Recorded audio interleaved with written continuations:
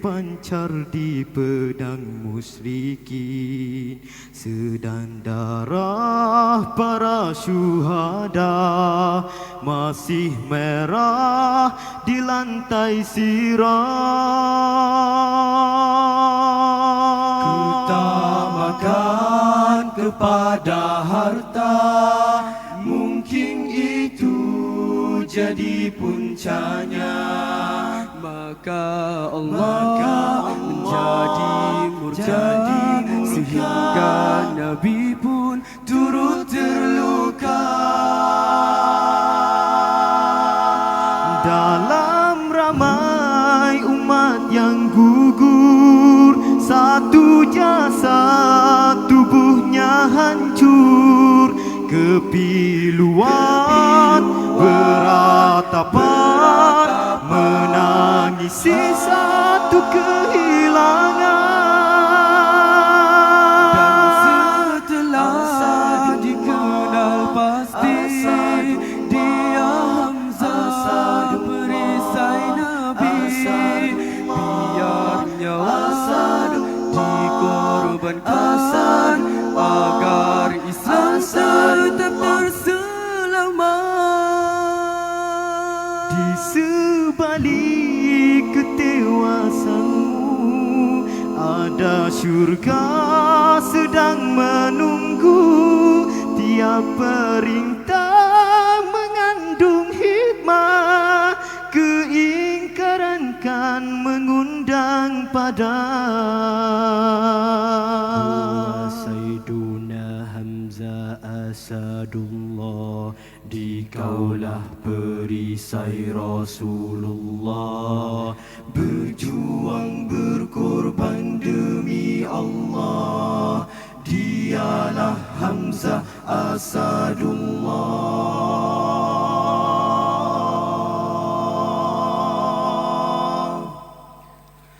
Huwa Sayyiduna Hamzah Asadullah, dikaulah perisai Rasulullah, berjuang berkorban demi Allah.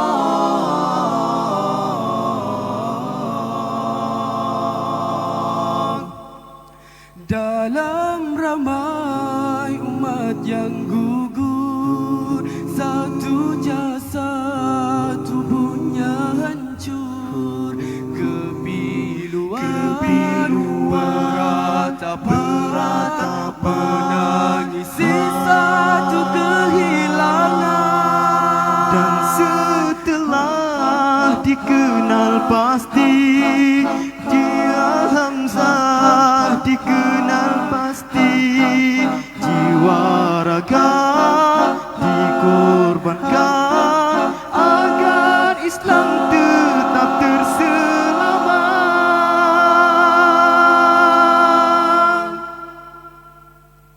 Sudahkah puas hatimu dapat melepas hati dan jantung, terbalaskan dedam kesoman yang sekian lama telah tersumbat.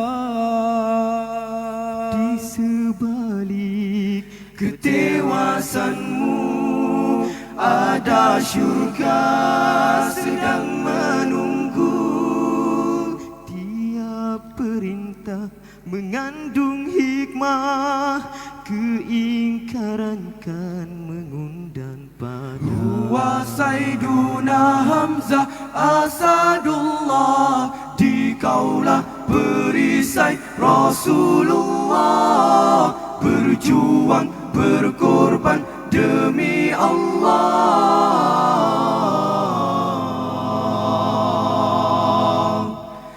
La ilaha illallah